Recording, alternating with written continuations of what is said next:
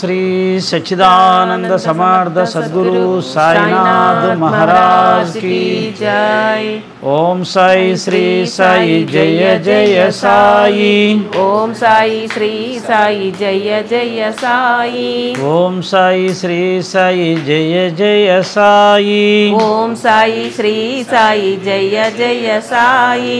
ओम साई श्री साई जय जय साई। ओम साई श्री साई जय जय साई। श्री सच्चिदानंद समर्थ सद्गुरु साईनाथ महाराज की जय। అందరికీ నమస్కారం। ఈరోజు చాలా శుభదినం। గత 20 సంవత్సరాలుగా సత్సంగాలు చెప్తూ రాష్ట్రమంతా తిరుగుతూ దాదాపుగా ఒక 5-6 మంది బాగా సత్సంగాలు చెప్పేవాళ్ళు, సచ్చరిత్ర మీద మంచి పట్టు ఉన్నవాళ్ళు తయారు అవ్వగలిగారు. ఇంకా 2-3 సచ్చరిత్ర మీద కాస్త అవగాహన ఉంటూ చక్కగా సత్సంగాలు చెప్పేవాళ్ళు. మొత్తం ఒక 10-12 మంది ఈరోజు సచ్చరిత్ర మీద సత్సంగాలు చెప్పే స్థాయికి వచ్చారు.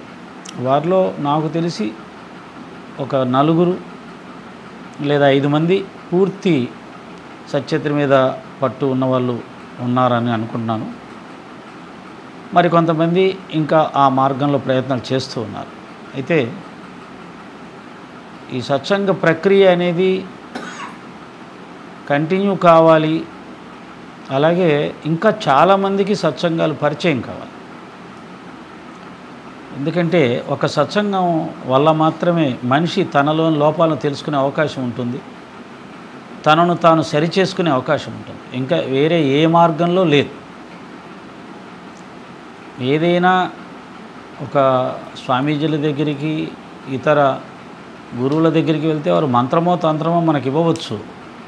ఆ మంత్రం తంత్రం మనం నేర్చుకోవచ్చు, దాన్ని సాధించవచ్చు. కానీ మన మనసు ఏంటి,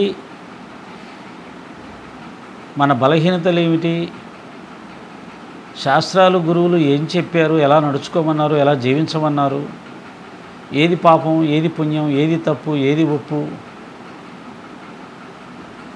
ఇంట్లో కానీ బయట కానీ సమస్యలకు కారణం ఏంటి, దుఃఖానికి కారణం ఏంటి, ఇలా అనేకమైనటువంటి విషయాల మీద అవగాహన కలిగి జీవించాలంటే కేవలం సత్సంగాల వల్ల మాత్రమే సాధ్యమవుతుంది.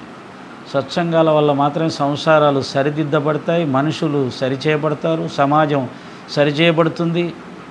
కాబట్టి అందుకనే సత్సంగత్వే నిస్సంగత్వం, నిస్సంగత్వే నిర్మోహత్వం, నిర్మోహత్వే నిశ్చలతత్వం, నిశ్చలతత్వే జీవన్ముక్తి. మోక్షానికి కానీ, మనశ్శాంతికి కానీ, కుటుంబ శాంతికి కానీ, సామాజిక శాంతికి కానీ కారణం జ్ఞానం. ఆ జ్ఞానం కేవలం సత్సంగం వల్ల మాత్రం లభిస్తుంది. కాబట్టి సత్సంగాలు విస్తృతంగా జరగాలి. దురదృష్టం కొద్దీ భారతదేశంలో పూజలు, వ్రతాలు, దీక్షలు, యాత్రలు ఇవి ఎక్కువగా అనుసరిస్తుంటారు ప్రజలు. సత్సంగం చాలా తక్కువగా తెలిసినటువంటి ఒక విద్య. అది ఎందుకు అలా జరిగిందో కూడా చెప్పలేం, అది దురదృష్టం. అందుకనే బాబాగారు షిరిడీలో ఉన్న 60 సంవత్సరాలు ప్రతిరోజు సద్గ్రంథ పఠనం, దాని మీద సత్సంగ కార్యక్రమం జరిగేలా ఏర్పాట్లు చేశారు. ఆ తర్వాత మన ఆంధ్రదేశానికి ఎక్కిరాల భరద్వాజ మాస్టర్ గారు ఈ సత్సంగ ప్రక్రియను విరివిగా ప్రచారం చేశారు. దాన్ని ఈనాడు మనం అందరం కూడా కొనసాగిస్తున్నాం. ఈ సత్సంగ ప్రక్రియ విస్తృతం కావాలన్నా, అది కంటిన్యూ కావాలన్నా చెప్పేవాళ్ళు, కొత్త వాళ్ళు వస్తూనే ఉండాలి ఖచ్చితంగా. ఎవరు ఎప్పుడు శాశ్వతంగా ఉండరు కదా. అలాగే ఓ 10 మంది సత్సంగాలు చెప్పేవాళ్ళు ఉంటే 10 కోట్ల మంది ఉన్నారు జనాలు. అలాగే సాయి భక్తులు తీసుకుంటే దాదాపు 5-6 కోట్ల మంది ఉంటారు. ఈ 10 మంది చెప్తే కొన్ని వందల మందికి, కొన్ని వేల మందికి తప్ప లక్షల మందికి కూడా సత్సంగాలు అందే అవకాశం లేదు. కాబట్టి సత్సంగాలు చెప్పేవాళ్ళు కూడా వేల మంది తయారవ్వాలి. దురదృష్టం కొద్దీ 10ల సంఖ్యలోనే రాష్ట్రమంతా ఉంటే, నాకు తెలియని వాళ్ళు కూడా ఒకవేళ ఉంటే ఒక 100 మంది ఉంటారు. శ్రీశైలం ప్రాజెక్ట్ ఉందంటే 30,000 జనాభాకు ఉంటే సత్సంగాలు చెప్పేవాళ్ళు నేను ఒక్కడిని ఉన్నానేమో, నాకు తెలియకుండా ఎవరు ఉన్నా నాకు తెలియదు, కానీ నాకు తెలిసి మాత్రం ఒక్కడిని అనుకుంటాను. మరి అలాగే సత్సంగాలు వినేవాళ్ళు కూడా ఎంతమంది ఉన్నారంటే శ్రీశైలం ప్రాజెక్టులో ఓ 10 మంది, 20 సంవత్సరాల నుంచి కూడా 10 మంది. కాబట్టి సత్సంగాలు చెప్పేవాళ్ళు వీధికొకరు తయారవ్వాలి. వీధికొక షాప్ ఉంటుంది. ఈ రోజుల్లో వీధికొక మందుల షాప్ కూడా ఉంటుంది. ఉండకూడని వీధికొకటి ఉన్నాయి, ఉండాల్సినవి ఊరికొకటి కూడా లేదు. దురదృష్టం. కాబట్టి ఈ సత్సంగ ప్రక్రియని సాయినాథుల వారి సంబంధించి సత్సంగానికి సచ్చరిత్ర చాలా గొప్ప గ్రంథం. సచ్చరిత్ర ద్వారా సత్సంగాలు చేసుకుంటే చాలా సంస్కరించబడతాడు మనిషి. అందుకనే ఈ సచ్చరిత్ర ఆధారితంగా సత్సంగాలు చేస్తూ ముందుకు వెళ్తూ ఉన్నాం. ఇది విస్తృతం కావాలి. దాంట్లో భాగంగానే ఈ సచ్చరిత్ర మీద సత్సంగ తరగతులు అనేదాన్ని ఏర్పాటు చేసి రాష్ట్ర వ్యాప్తంగా మరి కొంతమందిని, కనీసం ఒక 100 మందినైనా సత్సంగాలు చెప్పే వాళ్ళని తయారు చేయాలనే సంకల్పం అయితే ఉంది. అది ఎంతవరకు నెరవేరుతుందంటే మన మీద ఆధారపడి ఉండదు. బాబాగారు దానికి యాక్సెప్ట్ చేయాలి. బాబాగారు దాన్ని మనల్ని ఎన్నుకోవాలి. బాబాగారి ఆశీర్వాదం అనుగ్రహం సంపూర్ణంగా ఉంటేనే ఇలాంటి కార్యక్రమాలు జరుగుతాయి. సరే, మనం ఇంతకుముందే నేను మెసేజ్లు పెట్టాను. 1, 2 జూన్ 1, 2, 3 రోజులు కూడా ఈ యొక్క సచ్చరిత్ర మీద సత్సంగ శిక్షణా తరగతులు ఉంటాయని. దానికి కావలసిన వాతావరణం లేకపోయినా మానసికంగా ఇప్పుడంతా టీచర్స్ సంవత్సరాలు సడావుడి ఉంది కాబట్టి, మా మేడం గారు కూడా టీచర్ కాబట్టి ఆ అడవుల్లో ఉన్నా కానీ మాట ఇచ్చాం కదా, దాన్ని కంటిన్యూ చేయాలి, నిలబెట్టుకోవాలి. మొదటి ప్రయత్నంలోనే మనం దాన్ని వదిలేసేస్తే బాగుండదేమో అనేసి ఏర్పాటు చేయడం జరిగింది. అందులో భాగంగా చాలా సంవత్సరాల నుంచి సత్సంగాలు వింటున్నటువంటి వాళ్ళు సత్సంగ సభ్యులు మనకు ఉన్నారు కాబట్టి దాంట్లో ఒక 4గురిని నా ఎదురుగా కూర్చున్నారు. 2 దంపతులు. డిఈ సుధాకర్ గారు ఏపీ జెన్కోలో వర్క్ చేస్తారు. 20 సంవత్సరాల నుంచి సత్సంగాలు వింటూ ఉన్నారు. అలాగే నాగమణి గారు సోదరి.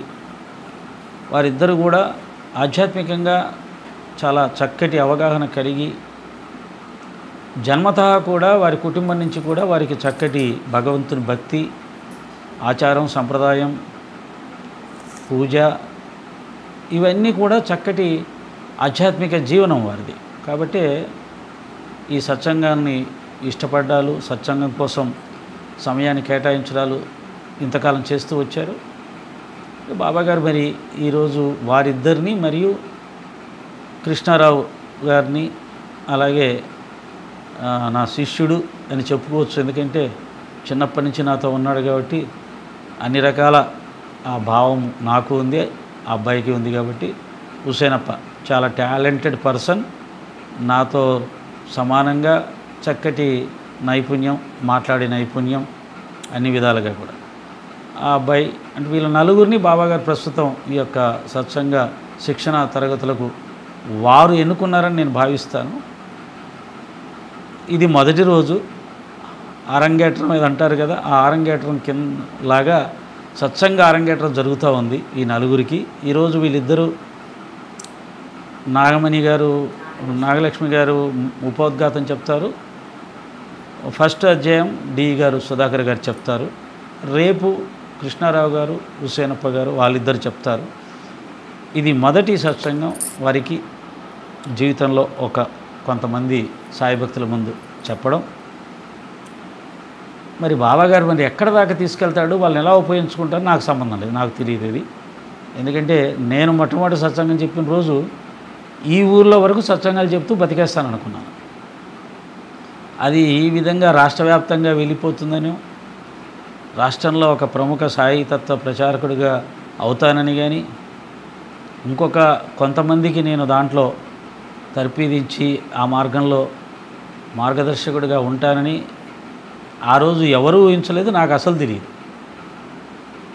కాబట్టి ముందు భవిష్యత్తు ఏంటి ఈ ఆధ్యాత్మిక మార్గంలో అనేది బాబాగారి నిర్ణయం. అది సాధారణంగా బాబా నిర్ణయం లేకుండా సచ్చరిత్ర మీద ప్రవచనం చేసే అవకాశం అందరికీ రాదు. మొట్టమొదట మనకి ఏమీ కనపడదు. అది ఏదో చిన్న ఊరికే ఆడుతూ పాడుతూ చేస్తుంటున్నాం, ఏదో మనకు చిన్న కోరిక అలా వచ్చింది అని అనుకుంటాం. కానీ అది చివరికి ఎక్కడ దాకా పోతుందో, అది ఎంత పెద్ద మానుగా పెరుగుతుందో, ఎంత విస్తరిస్తుందో అది మనకు తెలియదు. అది భవిష్యత్తు నిర్ణయం చేస్తుంది. అలా జరగాలని నేనైతే కోరుకుంటాను. అలాగే అందరూ కూడా రాష్ట్ర వ్యాప్తంగా తిరిగి కూడా సత్సంగాలు చేసే స్థాయికి ఎదిగితే చాలా చాలా సంతోషం.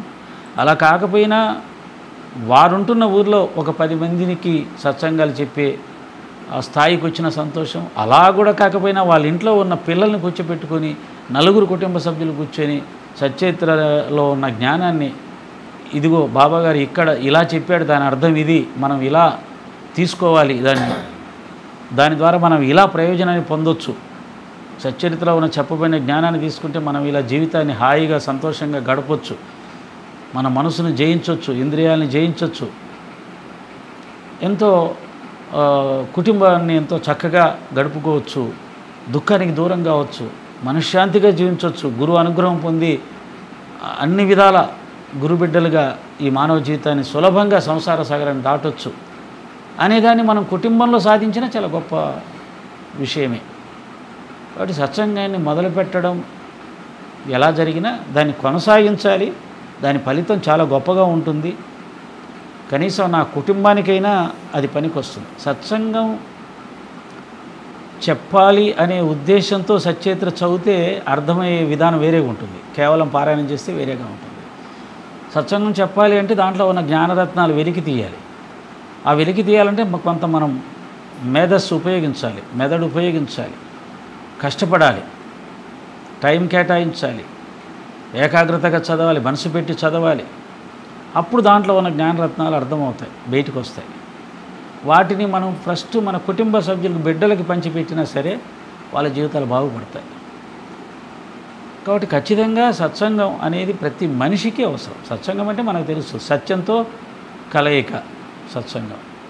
సత్యంతో కలిస్తేనే మనం ఆనందంగా ఉంటాం, అసత్యంతో కలిస్తే దుఃఖంలో పడిపోతాం, మాయ. కాబట్టి సత్సంగం ప్రతి వ్యక్తికి అవసరం, ప్రతి కుటుంబానికి అవసరం, ప్రతి ఊరికి అవసరం, ప్రతి దేశానికి అవసరం. దురదృష్టం కొద్దీ ఆ అవసరాన్ని సమాజం గుర్తించట్లేదు కాబట్టి సమాజం ఇలా అస్తవ్యస్తం అయిపోతుంది. అంటే మరి ఈరోజు ఈ నలుగురిని సాయినాథుల వారు ఈ ఊరిలో ఎంచుకున్నారు. వారు ఎంత తపనతో, ఇష్టంతో, భక్తితో ఆ సత్సంగ ప్రక్రియని స్వీకరిస్తారో, వారు దాన్ని ప్రేమించేటైతే ఖచ్చితంగా ప్రతిరోజు ఒక అధ్యయనం చేస్తూ, సత్సంగం చెప్పడానికి అన్నట్టుగా అధ్యయనం చేస్తూ, దాంట్లో ఉన్న జ్ఞానరత్నాలని స్వీకరిస్తూ, అవి మళ్ళీ నలుగురికి పంచుతూ అనేది ఒక గొప్ప పవిత్రమైనటువంటి కార్యక్రమంగా భావిస్తే వారి జీవితాలు ధన్యం. సత్యవతుల బాబా చెప్తాడు, నా లీలలు పాడువారికి అమితానందాన్ని ఇస్తాను. పాడమన్నాడు, వినవల్ల. వినేవారికి కూడా ఉంది, పాడేవారికి ఇంకెక్కువ ఉంటుందన్నమాట. ఎందుకని? వినేవాళ్ళు వారు ఒక్కరే విని ఆనందిస్తారు, చెప్పేవాళ్ళు 100 మందిని ఆనందింపచేస్తారు, 100 మంది జీవితాల్లో మార్పు కారణమవుతారు. కాబట్టి ఆ కర్మ ఫలితం అనేది 100 రెట్లుగా వస్తుంది. వినేవాడికి ₹1 వస్తే చెప్పేవాడికి ₹100 వస్తాయి. ఈ రకంగా కూడా ఒక మంచి లాభమే మనకు. కాబట్టి సత్సంగాన్ని ఆ విధంగా స్వీకరించి మీరు భవిష్యత్తులో 10 మందిని కూర్చోపెట్టుకొని ధైర్యంగా సత్సంగం చెప్పే స్థాయికి ఎదగాలని బాబాగారు ఆ విధంగా మిమ్మల్ని ఆశీర్వదించాలని కోరుకుంటూ, ఇప్పుడు నాగలక్ష్మి సోదరి సచ్చరిత్రలోని ఉపోద్ఘాతాన్ని మనకు సత్సంగం రూపంలో వినిపిస్తారు. మనం చక్కగా శ్రవణం చేద్దాం. ఓం శ్రీ సాయిరామ్. శుక్లాంబరధరం విష్ణుం శశివర్ణం చతుర్భుజం ప్రసన్నవదనం ధ్యాయేత్ సర్వవిఘ్నోపశాంతయే. గురు బ్రహ్మ గురు విష్ణు గురుదేవో మహేశ్వరః గురు సాక్షాత్ పరం బ్రహ్మ తస్మై శ్రీ సద్గురవే నమః. ఓం శ్రీ సాయినాథాయ నమః.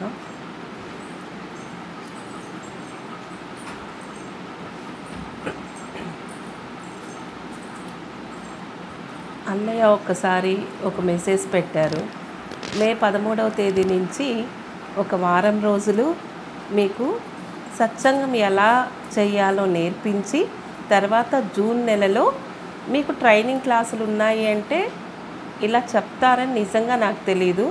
అసలు మెయిన్ నేను ఎందుకు హ్యాపీగా ఫీల్ అయ్యాను అంటే, చాలా సంవత్సరాలైంది, అంతకుముందు చాలా సంవత్సరాలు ప్రతి గురువారము ప్రతి ఆదివారము అలా సత్సంగాలకు వెళ్తూ మాలో ఉన్న కొంచెం చెడు భావనలు, వ్యతిరేక ఆలోచనల్ని నిర్మూలించుకుంటూ వచ్చాం.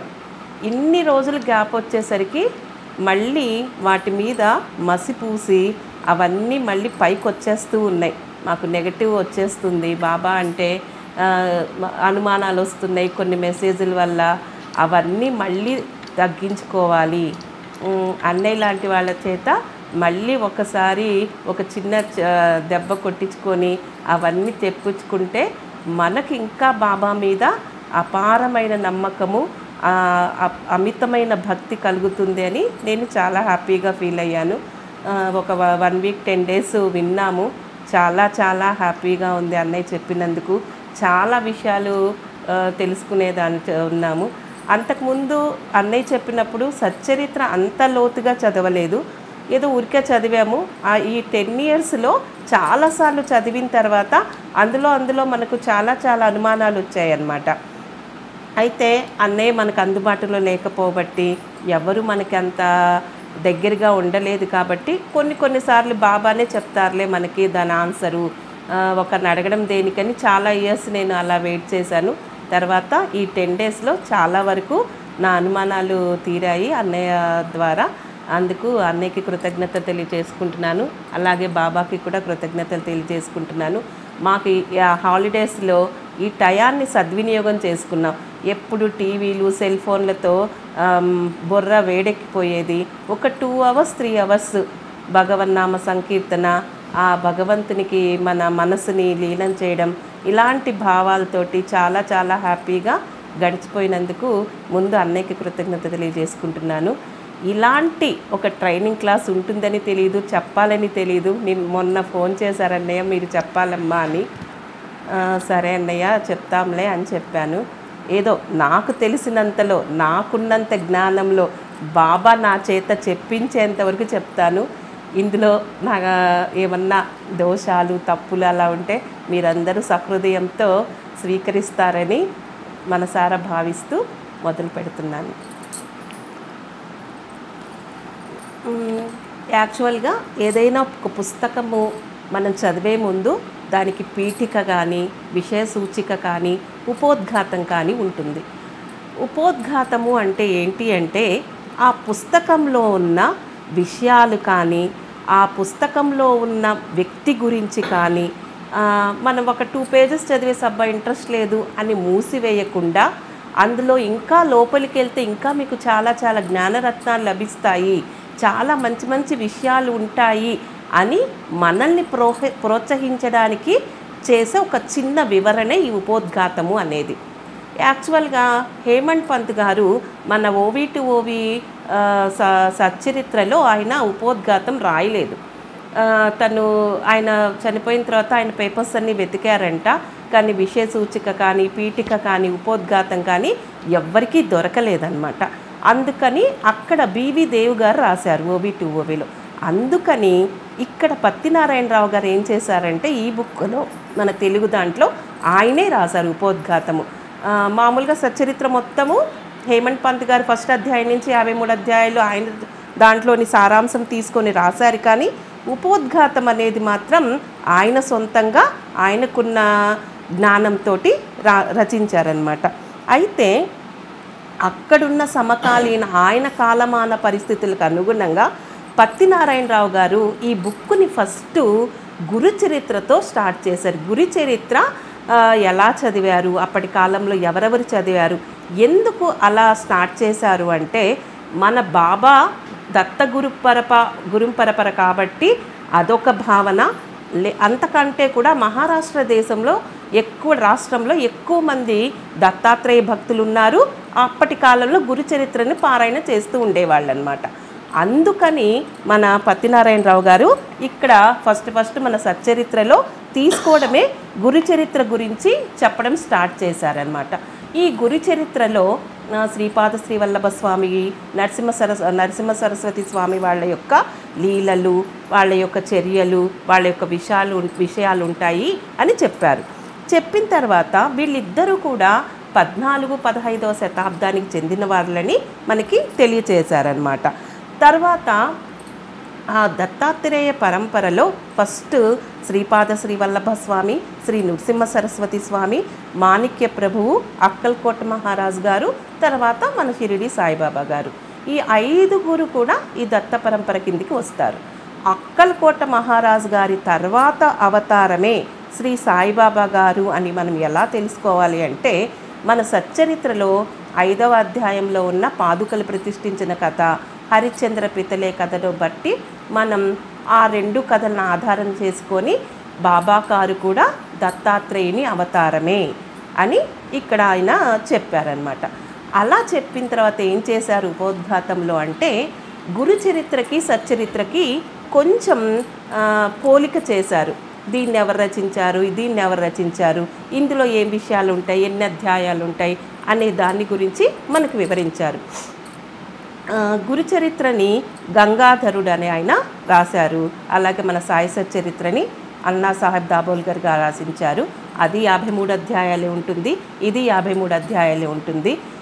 కాబట్టి ఈయన ఇక్కడ మాత్రం ఏం రాశారంటే, ఇన్ని పోలికలు ఉన్నాయి కాబట్టి ఈనాటి గురుచరిత్ర ఈ సాయి సచ్చరిత్రే అని చెప్పారు. అప్పటి కాలంలో చెప్పవలసిన అవసరం ఉంది, కానీ ఇప్పుడైతే అలా చెప్పవలసిన అవసరం లేదు. గురుచరిత్ర కంటే కూడా సాయి సచ్చరిత్రే ఎక్కువ మంది పారాయణం చేస్తున్నారు. ఆయన రాసిన కాలంలో గురుచరిత్రని ఎక్కువ మంది పారాయణ చేస్తున్నారు కాబట్టి ఆ వాక్యం అక్కడ వాడవలసి వచ్చింది. కానీ ఇప్పటి కాలంలో నాకు తెలిసినంతలో, నేను చూసినంతలో మాత్రం గురుచరిత్ర కంటే కూడా సాయి సచ్చరిత్రనే ఎక్కువ మంది పారాయణ చేస్తున్నారు. ఎందుకు అంటే గురుచరిత్ర చాలా నియమ నిష్టలతో చేయాలి. నేను కూడా పెళ్ళి కాకముందు చాలాసార్లు చేశాను, తర్వాత చేశాను. ఇప్పుడు సాయి సచ్చరిత్ర చేస్తున్నాను.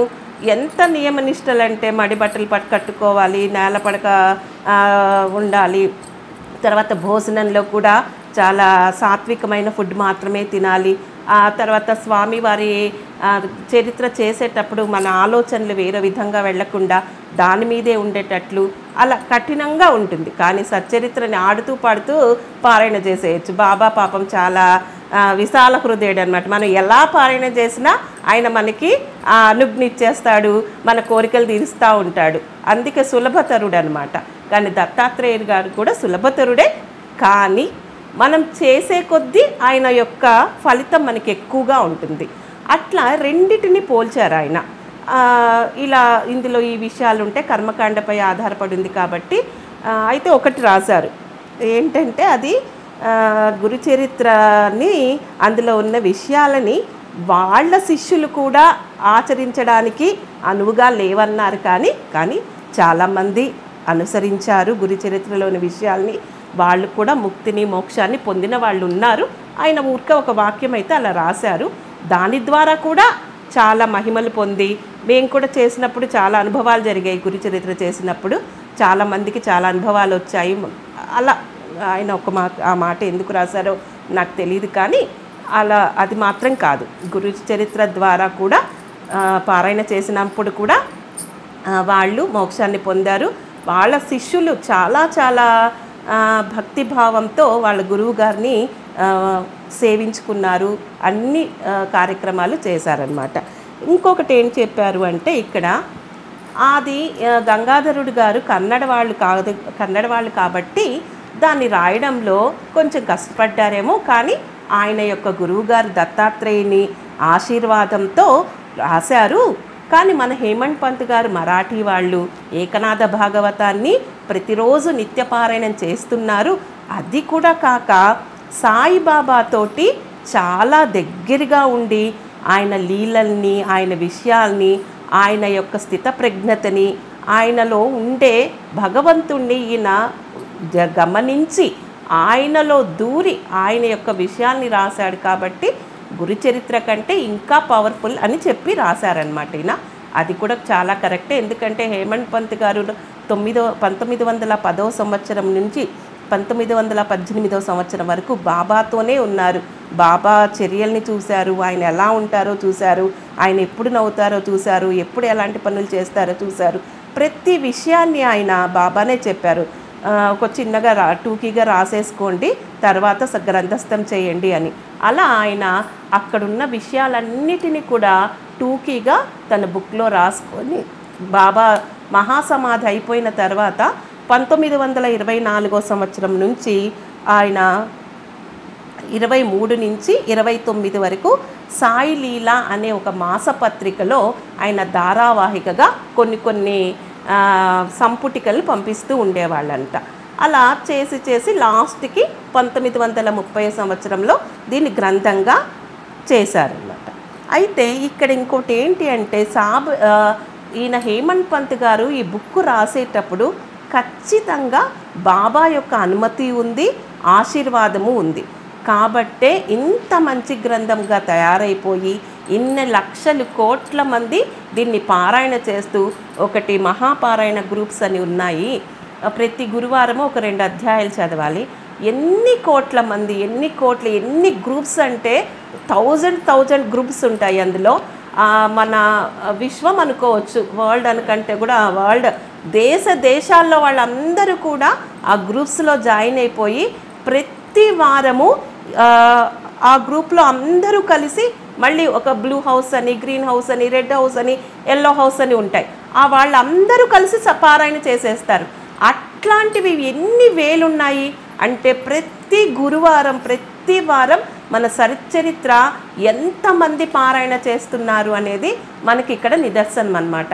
అంటే అంతగా హేమంత్ పంత్ గారు రాసిన బుక్కు అంతగా ప్రాచుర్యమే పొంది అంతమంది తమ దైనందిక జీవితంలో ఒక పాటలాగా తీసుకొని, ఇంకా కొంతమంది నియమం పెట్టుకుంటారు, మేము రాత్రిలోపు ఖచ్చితంగా ఒక అధ్యాయమైనా చదివి అప్పుడు నిద్రపోవాలి, లేదా ఒక పేరా అన్న ఏదో ఒకటన్నా చదువుకొని ఉండాలి అనేటి అలాంటి నియమాలతోటి పెట్టుకొని ఇంతమందికి ఇన్ని సార్లు ఎందుకు పారాయణ చేయడం జరిగింది అంటే మెయిన్ కారణం మన బాబా గారి ఆశీర్వాదం ఉండి. ఒక చోట హేమంత్ పంత్ గారు అంటారు, నేనే రాస్తున్నాను కానీ నేను రాయలేదది, బాబా నాలోకి దూరి నా చేత రాయించారు, ఈ గ్రంథం రాసిన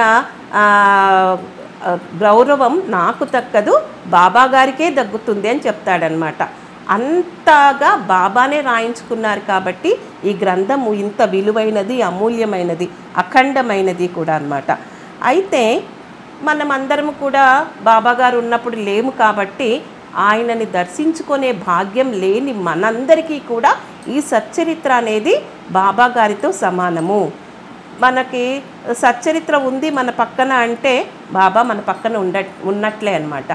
అంతగా మనం నమ్ముతాం. ఎక్కడైనా ప్రయాణాలకు వెళ్ళేటప్పుడు కానీ, ఏదైనా శుభకార్యాలకు వెళ్ళేటప్పుడు కానీ, నేను కూడా ఎప్పుడు ప్రయాణంలో ఖచ్చితంగా సచ్చరిత్ర పక్కన పెట్టుకొని వెళ్తాను.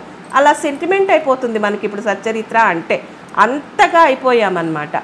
అలాంటి బుక్కుని ఈరోజు అన్నయ్య పాపం ఇందాక చాలా చెప్పారు, అంతమంది లక్షల మంది ఉన్నాం, కోట్ల మంది ఉన్నాము, కానీ సత్సంగాలు జరగట్లేదు అని చెప్తున్నారు. నిజంగా అన్నయ్య చెప్పింది చాలా చాలా కరెక్ట్. మన ప్రాపంచికంలో చాలా ఘోరాలు, కక్షలు, కార్పణ్యాలు ఇవన్నీ ఉంటున్నాయి. ఎందుకు అంటే ఇలాంటి సత్సంగాలు జరగకపోబట్టే మన చుట్టూ ఉన్న ప్రపంచంలో ఇలాంటి చెడు మార్గంలోకి యువత వెళ్తుంది. అలాంటి వాళ్ళకి నేను అన్నయ్యకి ఒక సజెషన్ చెప్తున్నాను. అన్నయ్య, పెద్దవాళ్ళకి కాకుండా యువతకి మీరు క్లాసెస్ తీసుకొని మగపిల్లలకి కానీ ఆడపిల్లలకి కానీ వాళ్ళ మనసును చేంజ్ చేయండి. అప్పుడే ఒక కొన్ని వార్తలు వింటుంటే మనసు చాలా చివుకుమ. చిన్న పిల్లల్ని కూడా వాళ్ళని చెప్పడానికి నోటికి రానంత దీన స్థితిలో చేస్తున్నారు వాళ్ళందరూ.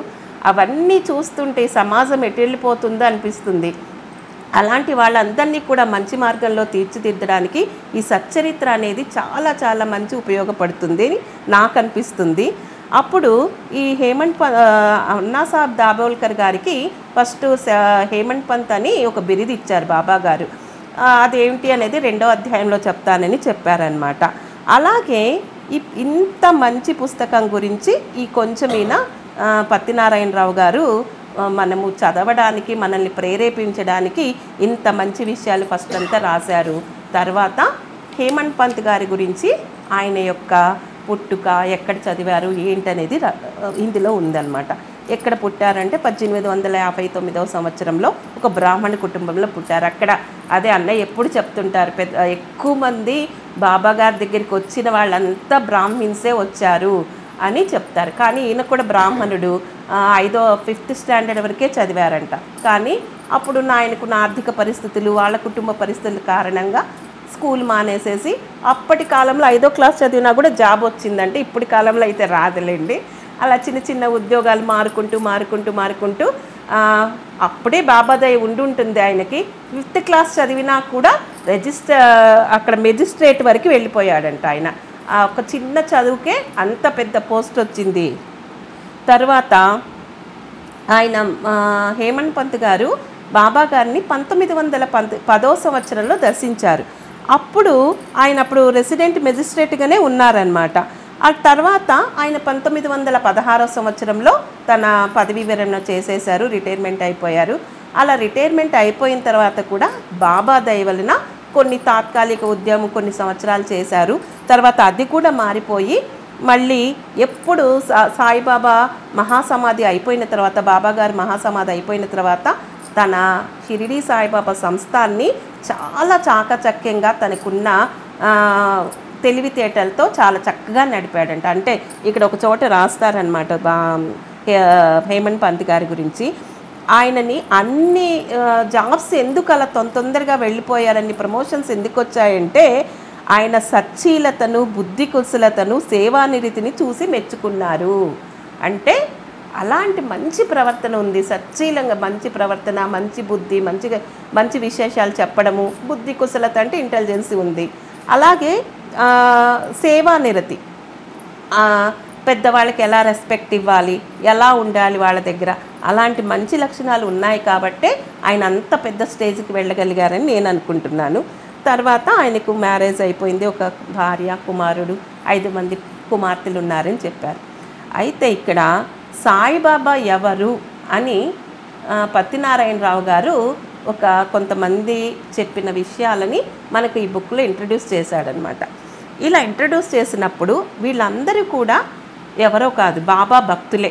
అప్పటి కాలంలో బాబాతో ఆడుకొని పాడుకొని ఆయన సాంగత్యంలో ఉండి ఆయన అనుభూతిని సంపూర్ణంగా అనుభవించిన వాళ్ళే బాబాని ఎలా చెప్పారు ఏంటి అంటే, ఫస్ట్ మనలాంటి సామాన్యులు ఏం చెప్పారంటే, బాబా ఒక పిచ్చి పకీరబ్బా, ఆయన షిరిడీలో ఏదో ఒక శిథిలమైన ఒక మసీదులో ఉంటారు, ఆయన ఎప్పుడు కూడా ఎవరైనా ఆయన్ని దర్శించడానికి వస్తే, చూడడానికి వస్తే నాకు దక్షిణ ఇవ్వండి అని అలా అడిగేవాళ్ళని, ఎవ్వరికి ఏమీ ఆయనతోటి అనుబంధం లేని వాళ్ళు, ఆయన గురించి సరిగా తెలుసుకోలేని వాళ్ళు మాత్రమే ఇలాంటి చెప్పారు.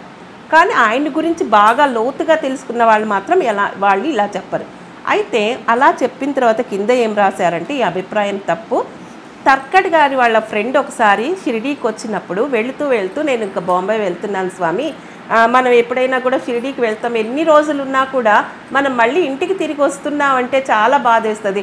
అయ్యో బాబా దగ్గర నుంచి వదిలేస్తున్నామే, రోజు చక్కగా ఉదయాన్నే బాబా దర్శనానికి వెళ్తాము, సమాధి మధురాన్ని చూస్తాము, అక్కడ అనుభవిస్తాం, సచ్చరిత్ర చదువుకుంటాము, ఆ మధురానుభూతులు ఉన్నాయి, ఎన్ని రోజులున్నా మళ్ళీ లాస్ట్ రోజు వెళ్తున్నాం ఇంటికి అంటే ఎంతో కొంత బాధ అయితే మనకు వస్తుంది.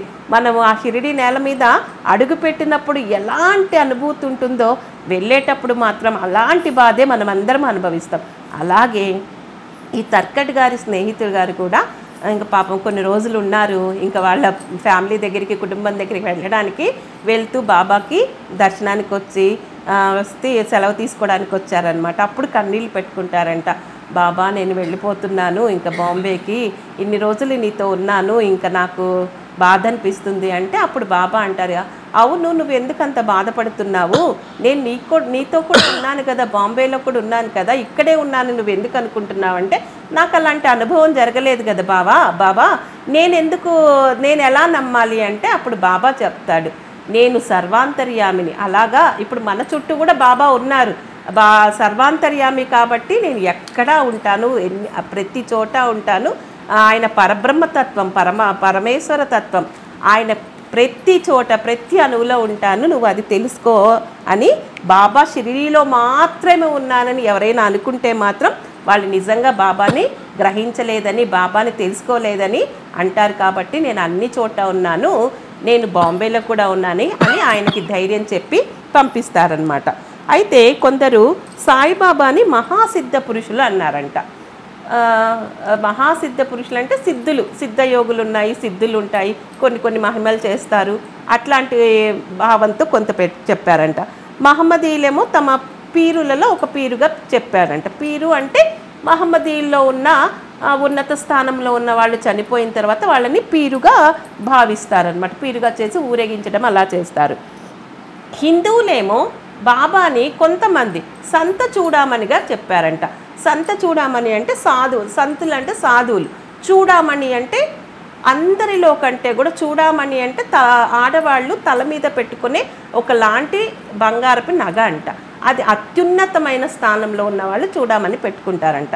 సంత చూడామణి అంటే సంతులలో కంట సాధువుల్లో కూడా గొప్పవాళ్ళు, పేరు ప్రఖ్యాతులు ఉన్న వాళ్ళని చెప్పారు. అది కూడా పతినారాయణరావు గారు ఏమంటారు, అది కూడా తప్పే, ఆయన అలా కూడా కాదు, అంత సంత చూడామని కాదు, సిద్ధపురుషుడు కాదు, పీరు కాదు, ఆయన సాక్షాత్ భగవత్ స్వరూపము, పరబ్రహ్మ స్వరూపము అని మళ్ళీ దానికి వివరణ ఇచ్చాడు. అలా ఇప్పుడు సాయిబాబా సర్వాంతర్యామి అని బివి నరసింహస్వామి గారు ఆయన ఒక బుక్ రాసేటప్పుడు అందరి దగ్గరికి వెళ్ళి ఇంటర్వ్యూస్ తీసుకున్నాడు. బాబా భక్తులందరి దగ్గరికి వెళ్ళి ఇంటర్వ్యూ తీసుకున్నప్పుడు ఎంబి రేగా గారు చాలా బాగా చెప్పారనమాట బాబా గురించి. బాబా సశరీరులుగా ఉన్నప్పుడు వారొక రూపుదాల్చిన భగత్ స్వరూపముగా తమ భక్తులకు బాసిల్లుతూ తమ లీలా ప్రబోధాల ద్వారా సాధకుల మార్గమును ప్రకాశింపచేయుచుండెడివారు. వారి నశ్వరమైన దేహము మాయమైపోయినది కానీ దానిలో అప్పుడుండిన బాబా మాత్రము ఇప్పటికీ అనంత శక్తి వలె నిలిచి వారు సమాధి చెందక ముందు భక్తులకు తోడ్పడినట్లే ఇప్పటికీ వారిని ఆశ్రయించు అసంఖ్యాక భక్తులకు నిశ్శబ్దంగా సహాయపడుచున్నారు. ఏం చెప్తున్నారంటే, బాబా శరీరంతో ఉన్నప్పుడు సాక్షాత్ భగవత్ స్వరూపంగానే ఉన్నారు, తమ లీలా ప్రబోధకాల ద్వారా సాధకుల మార్గాన్ని ప్రకాశింపజేయుచుండేవాళ్ళు అన్నాడంట. అంటే ఇక్కడ ఆయన దగ్గరికి ఎవరైనా వస్తే ఏదో ఒక లీల చేసి, ఏదో ఒక మాయ చేసి, మాయ కూడా అనొచ్చు, ఎవరినైనా మాయ చేస్తేస్తారు బాబా, అలా మాయ చేసి వాళ్ళందరినీ కూడా సాధకులుగా మార్చేశారంటే. అసలు ఈ వాక్యం నాకు నిజంగా ఎప్పుడు నేను అన్నయ్య ఇందాక చెప్పినట్లు సచ్చరిత్ర చదివేటప్పుడు, పారాయణ చేసేటప్పుడు మనం సచ్చరిత్ర ఒక విధంగా చదువుతాము, ఇలా సత్సంగం చెప్పాలి అన్నప్పుడు ఒక లోతుగా వెళ్ళి అర్థం. నాకు ఈ లైన్ చాలా చాలా బాగా నచ్చిందని. అంటే ఆయన ఎంతమందిని వాళ్ళ సాధకులుగా మార్చి ఎంత మంచి మార్గంలో పెట్టారు అనేది ఈ వాక్యం మనకి అర్థమవుతుందన్నమాట. అయితే వాళ్ళ దేహం మాయమైపోయినా కూడా అన్నయ్య ఒకటి ఆత్మ, పరమాత్మ, సూక్ష్మ శరీరము, స్థూల శరీరం అన్నీ మాకు 1 వీక్ బాగా చెప్పారు. ఆ నశ్వరమైన శరీరం, నశించిన శరీరం పోయింది, కానీ బాబా అనే ఒక బాబా అనే శాశ్వతమైన ఆనందము అక్కడే నిలిచి ఆ సమాధిని దర్శించిన అసంఖ్యాక భక్తులు అన్నాడు. ఇక్కడ ఆ పదం కూడా లక్షలు, కోట్లు అలా చెప్పలా, అసంఖ్యాక భక్తులకి నిశ్శబ్దంగా సహాయపడుచున్నాడని చెప్పాడు. ఎంత బాగా చెప్పారంటే రేగే గారు, ఇంకా సంఖ్య లేదు, అసంఖ్యాకం అన్నప్పుడు ఇంకా దానికి ఇన్ఫినిటీ, అసంఖ్యాకం అంటే ఇన్ఫినిటీ, ఇంకంతే.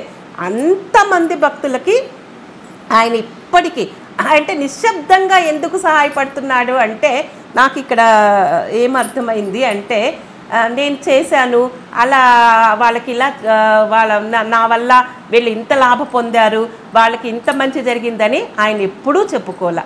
ఆయన బ్రతికున్నప్పుడు ఎంతమందికి మంచి చేసినా, ఎంతమందికి లాభకారిగా చేసినా కూడా నా వల్ల ఇలా అయింది అని ఎప్పుడు గొప్పలైతే చెప్పుకోలే. అందుకే ఇది నిశ్శబ్దంగా అని ఆయన రాశారు. ఎందుకంటే రేగే గారు కూడా చాలా ఉన్నత స్థితిలో ఉన్న ఒక భక్తుడు అనమాట. ఆయన హైకోర్టు జడ్జి గారు, మళ్ళీ రాధాకృష్ణమాయి గారి దగ్గర కూడా శిష్యరికం చేశారు ఈయన.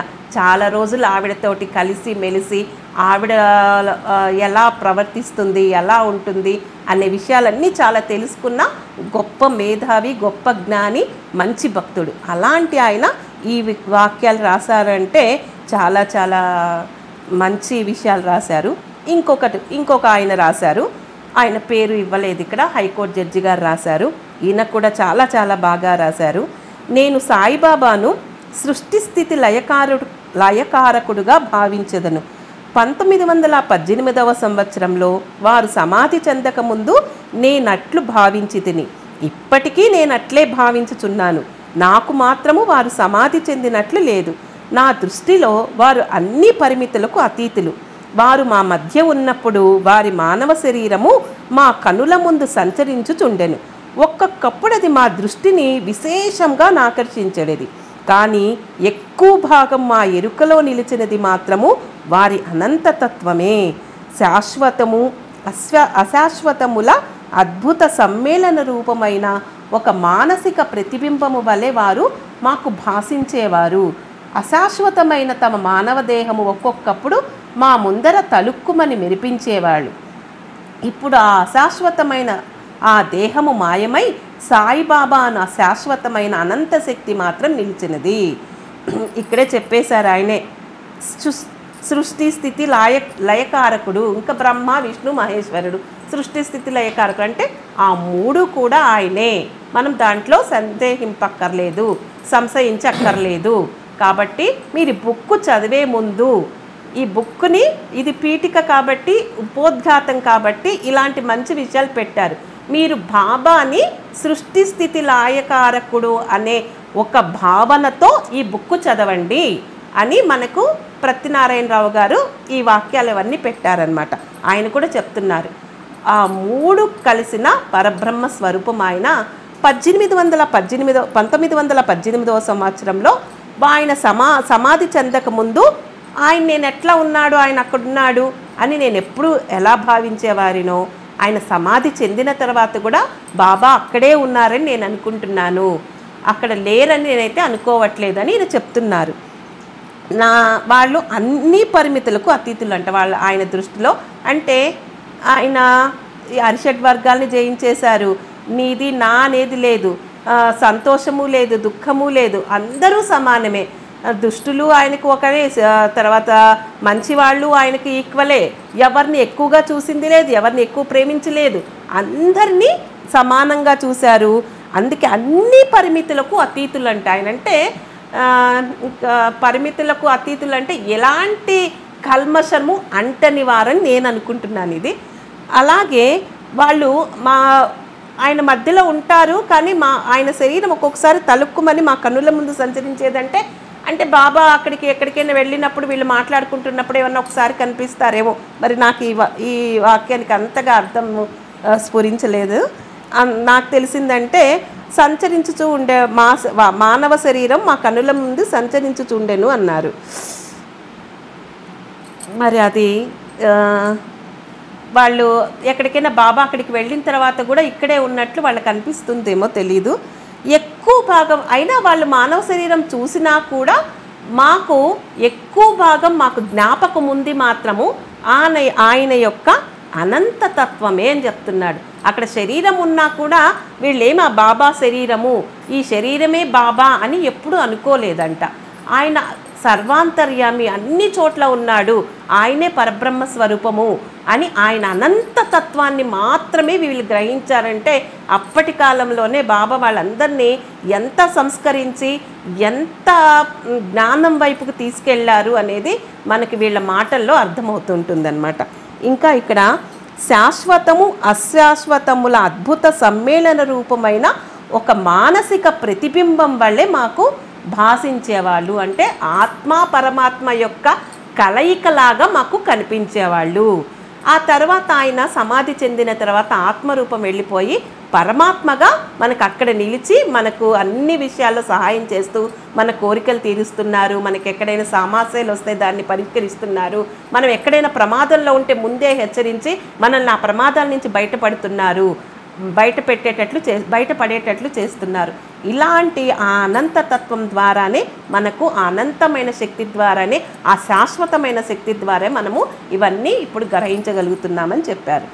ఇంకొక ఆయన జీసీ నార్కే గారు ఏం చెప్పారంటే, ఆయన వాళ్ళ ఇంట్లో పూజించే అప్పుడు మనలాగా ఇళ్లల్లో బాబాని పట్టం కానీ విగ్రహాలు పెట్టి పూజించడం తక్కువ అనుకుంటా. ఈయన మాత్రం నేను మా ఇంట్లోనే పెట్టి పూజించుకున్నాను. భగవంతులు అన్ని దేవుడి మధ్యలో బాబాను కూడా ఒక దేవుడిగా పెట్టి పూజించుకున్నాను. ఆయన సామాన్య పురుషుడు కాదు. నేను ఏదైనా మనసులో అనుకుంటే అది తర్వాత మళ్ళీ ఆయన ఏదో ఒకసారి కోపంగా ఆ రోజు దర్బార్ జరుగుతున్నప్పుడు కోపంగా మాట్లాడారంట. అప్పుడు ఈయన ఏంటి బాబా ఇంత కోపంగా మాట్లాడుతున్నారు, ఏంది ఇలా అరుస్తున్నారని కొంచెం భయపడ్డాడంట, మనసులో అనుకున్నారంట. మళ్ళీ సాయంత్రం వెళ్ళి ఆయనకు పాద పూజ చేస్తున్నప్పుడు, పాదాలు నొక్కుతున్నప్పుడు నేను పిచ్చివాడని కాను, నేనేమి అలా కాదని ఆయన మనసులో ఏమి అనుకున్నారో అదంతా కూడా చెప్పేశాడంట అన్నమాట. అంటే ఆయన ఏం చెప్తున్నారంటే, నా హృదయంలో ఉన్న భావాన్ని గ్రహించి చెప్పారు కాబట్టి ఆయన నా హృదయగత భావమును గ్రహించుచున్నారు. అంటే అన్నే చెప్పినప్పుడు మన లోపలే బాబా ఉన్నారు. మన భావాలన్నీ ఆయన గ్రహించేస్తున్నాడు. మన మనసులో ఉన్న భావాలన్నీ ఆయన పెట్టేస్తున్నారు. ఆయన అనుకుంటున్నారు నా మనసులో ఏం జరిగిందో బాబాకు తెలిసింది అంటే నా మనసులోనే బాబా ఉన్నారని చెప్తున్నారు ఇక్కడ. కాబట్టి వారు అంతర్యామి, సర్వాంతర్యామి అని ఈయన కూడా చెప్పారు. ఆయన యొక్క అంతర్యామిత్వం గురించి ఆయనకు చాలా చాలా నిదర్శనాలు జరిగాయని చెప్పారనమాట. వాళ్ళు నాతో మాట్లాడుతున్నప్పుడు నా హృదయంలో నుంచే మాట్లాడుతున్నాడేమో అని ఆయనకు అనిపించిందని చెప్పారు. మన ఆలోచనలు, కోరికలను అవన్నీ గ్రహించి ఆయన మన కోరికల్ని తీర్చి ఒక్కొక్కప్పుడు వాళ్ళే భగవంతుడు అనే దాంట్లో ఎలాంటి డౌటు లేదు, మనం 100% నమ్మాలి అని ఈయన చెప్తున్నారనమాట. అలాగే దాదాసాహెబ్ కాపర్డే గారు కూడా ఈయన గురించి రాశారు. ఈయన కాపర్డే గారు ఏం రాశారు అంటే, ప్రతి వారి అంతరంగమందు మొదలు ఆలోచనలన్నీ తెలిసిన వారి వలె ఉండి వారి కోరికలు తీర్చుచూ సుఖ సంతోషాలు కలుగచేయుచుండేవాడు. ఆయన భూమిపై నడియాడు, దైవం అనే భావం కలుగుచుండే. అసలు చూడండి, బాబా అంట అసలు మనం అడగక్కల, బాబా నాకు ఈ కోరిక తీర్చండి, అక్కడికి వెళ్ళి నాకు ఈ కష్టం ఉంది, నా సమస్య ఉంది అని ఏం అడగక్కర్లేదంట.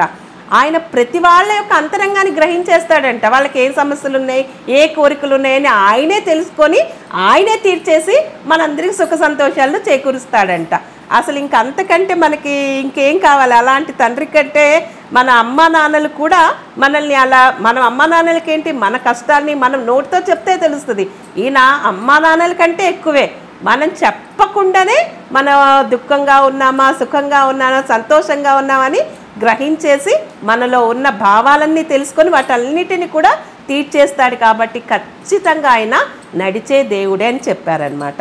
అలాగే దాసగను మహారాజ్ గారు కూడా స్తవన మంజరిలో బాబాని సృష్టి స్థితి లయ కారకుడిగా, సృష్టికర్తగా, నిర్మలమైన అంతరాత్మగాను, నిత్య శాంతమూర్తి, నిర్మలమైన అంతరాత్మ అంట, అదే చెప్పారనమాట. శుద్ధ చైతన్యము, అదేంటి సత్వగుణము, రజోగుణము, తమోగుణంలో ఈయన సత్వగుణంలో కూడా ఇంకా శుద్ధ సత్వం అంట, ఇంకా నిర్మలం అంట. ఆయనది ఎప్పుడు శాంతంగానే ఉంటారు లోపల అని చెప్తున్నారు. ఫస్ట్ హేమంత్ పంత్ గారు సాయిబాబాని గోధుమలు విసిరే ఒక వింత యోగిగా ఫస్ట్ చెప్పినప్పటికీ కూడా తర్వాత రాను రాను బాబాతో ఆయన బంధం పెరిగే కొద్దీ, ఆయనతో ఉన్న చనువు కొద్దీ, ఆయనతో ఉన్న ఆకర్షణతోటి, ఆయనతో ఉన్న ఆయనతో గడిపిన రోజుల పట్టి ఖచ్చితంగా బాబా సాక్షాత్ పరబ్రహ్మ స్వరూపమే, అందులో డౌట్ లేదని చెప్పేశారనమాట. అలాగే షిరిడీలో శ్యామ గారు వాళ్ళ ఎక్కువ ఈయనకి భక్తుడు. ఆయన ఏం చేసేవాళ్ళంటే మాధవరావు దేశపాండే గారు షిరిడీకి ఎవరైనా భక్తులు వస్తే వాళ్ళ మంచి చెడులు చూసి వాళ్ళతో కలిసిమెలిసి తిరిగి బాబా దగ్గరికి తీసుకెళ్ళడం అనే. ఆయన ఎప్పుడూ కూడా బాబాని దేవా అనే పిలిచేవారంట. దేవా అంటే దేవుడు, మా యొక్క దేవుడు అనే కదా. అప్పుడు ఆయన కూడా అలానే చెప్పారనమాట. అంటే వీళ్ళందరి అభిప్రాయాన్ని మనం క్రోడీకరించుకొని మనం తెలుసుకున్నది ఏంటి అంటే, సాయిబాబా అనే ఆయన ఒక అవతార పురుషుడు, పరబ్రహ్మ స్వరూపమే. కాబట్టి మనం ఆయనని ఈ బుక్ చదివేటప్పుడు అలాంటి భావనతో చదివితే మనకి అలాంటి భావనలే కొరిగి మంచి సత్ప్రవర్తన మనకి కలుగుతుంది అని పత్తినారాయణ గారు చెప్పారు. వీళ్ళ ఋషులు ఉపనిషత్తులు గురించి చెప్పారు ఇక్కడ. ఆ ఉపనిషత్తులు ఏమేమి చెప్తున్నాయో మన బాబా కూడా అలా చెప్పారు. ఆ సిద్ధాంతాన్నే బాబా కూడా చెప్పారని మనం ఈ సత్యాన్ని గ్రహించి యథార్థమైన శ్రీ సాయిని మనం దర్శించాలి అని చెప్పారు. ఓం శ్రీ సాయినాథాయ నమః. ఓం శాంతి శాంతి శాంతి. ఇంత మంచి అవకాశం ఇచ్చిన సాయిబాబాకి, అన్నయ్యకి, అలాగే నాకు వచ్చిన జ్ఞానాన్ని ఏదో నేను చెప్తున్నప్పుడు విన్న మీరందరికీ కూడా కృతజ్ఞతలు తెలియజేసుకుంటున్నాను. అట్లేం లేదు, ఒక మంచి సత్సంగం చెప్పే అమ్మ భయం వేస్తుంది అన్నయ్య, తడబడుతున్నాయి మాటలు. ప్రవచకురాలని బాబా గారు ఎంచుకున్నారు. కూర్చోండి మా పర్లేదు. బాబా గారు ఇచ్చినటువంటి బాబా గారి సెలెక్షన్ సూపర్. అయ్యో లేదండి, అంతేం లేదు. టీచర్ అంటే ఆయన టీచర్లను సెలెక్ట్ చేసుకుంటాడు ఎక్కువ. చాలా మందిని చెప్పే వాళ్ళలో టీచర్సే ఎక్కువ ఉంటారు. అంటే భయం వేస్తుంది, పైకి లేదు ఎక్కడ భయం కనపడలేదు, ఎక్కడా భయపడలేదు. చక్కగా చెప్పింది. అసలు మంచి ఎక్స్పీరియన్స్. అంటే ముందు బాబా భక్తిలో ఎక్స్పీరియన్స్ ఉన్నప్పుడు ఏమవుతుందంటే చెప్పే ప్రతి మాట కూడా నమ్మకంతో బయటకు వస్తుంది, విశ్వాసంతో బయటకు వస్తుంది. కాబట్టి అది అన్నీ వస్తాయి దాంట్లో. కేవలం బాబా మీద ఉన్న భక్తి, విశ్వాసం, అనుభవమే కాకుండా ఆమెకి బాబా ఇచ్చిన జ్ఞానం కూడా ఉంది. కాబట్టి ఎక్కడా తడబడకుండా చక్కగా చెప్పింది. మంచి రేపు మన దగ్గర జరిగే కార్యక్రమంలో సత్సంగం చెప్తారు. దీంట్లో ఆవిడ ద్వారా నాకు బాబా గారు చెప్పి అన్ని పరిమితులు వారు అతీతులు, అన్ని పరిమితులకు దాటారు వారు అన్నారు. దాంట్లో మనం తీసుకోవాల్సినవి ఆమె చెప్పినట్టుగా అరిషడ్ వర్గాలు మనుషులకు ఉంటాయి, ఆయనకు లేవు. అలాగే ఇంద్రియాలు, మనందరికీ ఇంద్రియ సుఖాలు, కోరికలు ఉంటాయి, ఆయనకి అవి లేవు, వాటిని దాటారు. ఇంకా వారు దాటినవి పెద్దగా మనం చెప్పుకోవాలనుకున్నప్పుడు పంచభూతాలని కూడా వారు దాటారు. పంచభూతాలు కూడా వారిని ఏమీ చేయలేవు. ఇంకా అన్నిటికంటే గొప్పది, ప్రతి వారు భూమి మీద పుట్టిన వాళ్ళు చనిపోతారు, మరణం ఉంటుంది. వారు మరణాన్ని కూడా దాటారు. అందుకని ఆ మాట వాడేశాడు, ఒక్క మాట వారు అన్ని పరిమితులకు అతీతులు అని. ఆయన్ని కంట్రోల్ చేసే శక్తి ఏది లేదు. చాలా గొప్ప మాట. ఆ పదాలు కూడా మనకు దొరకవు. ఆయన స్పృశిస్తే, ఆయన ఇస్తే లోపటి నుంచి రావాల్సింది. అలాగే శాశ్వత అశాశ్వత సమ్మేళనం అన్నాం, నేను చెప్పుకున్నాం. అశాశ్వతం అనేది దేహం, శాశ్వతం ఆత్మ. ఆ రెండు కలిస్తే ఎలా ఉంటుంది అంటే, మామూలుగా మనుషుల్లో ఆత్మ కనపడదు, బట్ బాబా శరీరంలో ఆత్మ కనిపిస్తుంది. ఆత్మ యొక్క స్పృహ ఆయన్ని దర్శించినప్పుడు కలుగుతుంది. ఆత్మ అనగానే మనకు వేదం చెప్పింది ఆనందో బ్రహ్మ అన్నాడు, ఆత్మని ఆనంద స్వరూపం అన్నాడు. సో ఏ వ్యక్తినైతే చూడగానే మనకు అటువంటి ఒక గొప్ప ఆనందం కలుగుతుందో అతను ఆత్మస్వరూపుడు. కాబట్టి శరీరం ఉంది, బట్ ఆ శరీరం ఆత్మలాంటి ఒక శరీరంలాగా కనపడుతుంది తప్ప మామూలు శరీరం కాదు. ఆ విధంగా ఉంది. ఎందుకు ఆపేస్తుంది అక్కర్లేదు. ఆ విధంగా మీ ఆయన కనపడాలి రోజు. ఆ విధంగా ఆయన తర్వాత ఏమన్నాడంటే, అప్పుడప్పుడు మాకు అశాశ్వతమైనటువంటి దేహం తలుక్కుమని మెరిసినట్టు అనిపించినా ఎప్పుడు మా ఎరుకలో ఉండేది మాత్రం అశాశ్వతమైన అనంతతత్వమే. ఇది ఏంటంటే ఆయన వెళ్ళిపోయిన తర్వాత రాసిన పదం కాదు, ఆయన ఉన్నప్పుడే. ఇప్పుడు మనం షిరిడీకి వెళ్ళేవాళ్ళు, మనలాగే వాళ్ళు కూడా వెళ్ళేవారు. అప్పుడు ఆ వెళ్ళిన కాసేపు కనపడతాడు ఆయన. కానీ ఎక్కువసేపు వాళ్ళకు అనుభవాన్ని ఇచ్చింది అంటే, వాళ్ళు ఇంటికి వెళ్ళిపోయిన తర్వాత కూడా ఆయన ఎప్పుడు కూడా అనుభవాలు ఇస్తుంది. ఓ పని జరిగింది అంటే అదే ఎదురుగా తలుక్కునంటే కాసేపు ఉండిపోయేదాన్ని తలుక్కున అంటాం. ఇప్పుడు షిరిడీకి వెళ్ళినప్పుడు ఆ ద్వారకామాయిలో ఉన్నప్పుడు కనపడతాడు. మళ్ళీ వాళ్ళు వాళ్ళ గురించి వాళ్ళు చెప్పిన మాట నేను రాస్తున్నాను. వాళ్ళు చెప్పిన మాట ఇది నారాయణరావుది కాదు. వాళ్ళు చెప్పిన మాటని బివి నరసింహస్వామి గారు సేకరించి ఇచ్చిన మాటల్ని నారాయణరావు గారు మనకి ఇచ్చారు. అంటే షిరిడీకి వెళ్ళినప్పుడు ద్వారకామాయికి వెళ్తే కనపడతాడు ఆయన, నమస్కారం. మళ్ళీ మనం మన రూమ్కి వెళ్ళిపోతుంటే మాయమైపోయింది ఆ రూపం. షిరిడి నుంచి ఇంటికి వస్తే పూర్తిగా మాయమైపోయింది. అయినా సరే మాకు షిరిడి నుంచి పక్కకు తిరిగి రైల్లో వెళ్తున్నా కానీ, మా జట్కా బండిలో వెళ్తున్నా కానీ, వాళ్ళ ఊరు వచ్చాక కానీ, ఉద్యోగం చేస్తున్నా కానీ అన్ని చోట్ల ఆయన ఉన్నట్టుగానే కనపడుతుంది. అదేంటిది? నిరాకారమైనటువంటి ఆయన. మనం ఏదో అనుకుంటాం, టక్కున ఎవరు వచ్చి ఆ పని చేసేస్తారు. ఎలా చేశారు? బాబాగారు చేశారు. మనకేదో ఒక ఇబ్బంది వచ్చింది, వెంటనే మన మనసులోనే ఒక స్పృహ, ఇలా చేయి అని వస్తుంది. వెంటనే అలా చేయగానే హ్యాపీగా రిజల్ట్ వచ్చేస్తుంది. ఇవన్నీ ఎలా జరుగుతున్నాయంటే ఆయన అంతటా వ్యాపించినటువంటి ఆ నిరాకార చైతన్య అనుభవమే మాకు ఎక్కువగా ఉంది. కానీ ఎప్పుడో ఒకసారి పోయినప్పుడు కనిపించే తలుక్కు అనిపోయింది. బట్ ఇది మాకు ఎక్కువగా అనుభవం ఉంది. కాబట్టి ఇప్పుడు అశాశ్వతమైనటువంటి తలుక్కు అనేది వెళ్ళిపోయినా ఆ శాశ్వతమైన అనుభవం అప్పుడు మేము పొందాం, ఇప్పుడు కూడా మేము పొందుతున్నాం. కాబట్టి మాకేమైనా లేడనే ఫీలింగ్ లేదు అనేది ఆ విధమైనటువంటి విస్తృతమైనటువంటి భావన. ఇప్పుడు మన డి సుధాకర్ గారు వాళ్ళ ఆవిడతో పోటీపడి సత్సంగాన్ని బాగా చెప్తారు, ఇంకా బాగా చెప్తారని మేము ఆశిస్తూ ఉన్నాం. కాబట్టి మాకు నాగలక్ష్మి గారి చేత రేపు మన సత్సంగ కార్యక్రమం సున్నిపేటలో జరిగినప్పుడు అలా ఎక్కిస్తేనే అలా వెళ్ళిపోతారు, లేకపోతే ఇలాగ ఇంట్లో కూర్చుంటారు. డి గారు స్టార్ట్ అండి. సాయిరామ్. మీకు 1వ అధ్యాయం మీకు ఎలా చెప్పినా మేము వింటాం. మీకు దాని గురించి ఆలోచనే చేయొద్దు. మీరు చూసి చదివినా మేము వింటాం. ఎందుకంటే మీరు చూసి చదివినా చాలా బాగా చదువుతారు, కమాండింగ్గా చదువుతారు, చూడకుండా చదివినట్టుగా బాగా చదువుతారు. స్థవన మందిరం చూశాను కదా, చాలా బాగా చదువుతారు. అసలు వాళ్ళ పిల్లలు కూడా ఆయన్ని ఫాలో అవ్వడం మొన్న వింటే నాకు చాలా ఆనందం వేసింది. నాన్నగారిని మేము ఊహించుకుంటాము, మేము హారతులు చదువుతుంటే నాన్న పక్కన ఉన్నట్టు ఫీల్ అవుతాం, ఆయన ఒక చోట హై ఒక చోట లో ఇవన్నీ చేస్తుంటారు అని అంటే వాళ్ళు ఎంత చక్కగా ఇన్స్పైర్ చేశారు మీరు వాళ్ళని. చక్కగా అది గొప్ప విషయం. పిల్లల్ని ఆ విధంగా తల్లిదండ్రులు ఇన్స్పైర్ చేయాలి అంటే ముందు వాళ్ళు సాధకులు అవ్వాలి. వాళ్ళు చదివింది, వాళ్ళు ఆచరిస్తుంది, వాళ్ళు విని మేము దీన్ని ఆచరించాలి, మా నాన్న చదివింది ఎంత బాగుంది, మా అమ్మ చదివింది ఎంత బాగుంది అనేలాగా వాళ్ళు తయారవుతే వాళ్ళు ఆటోమేటిక్గా ఆకర్షించబడతారు. అది నేర్చుకోవాలి. ఇది ఒక్కసారి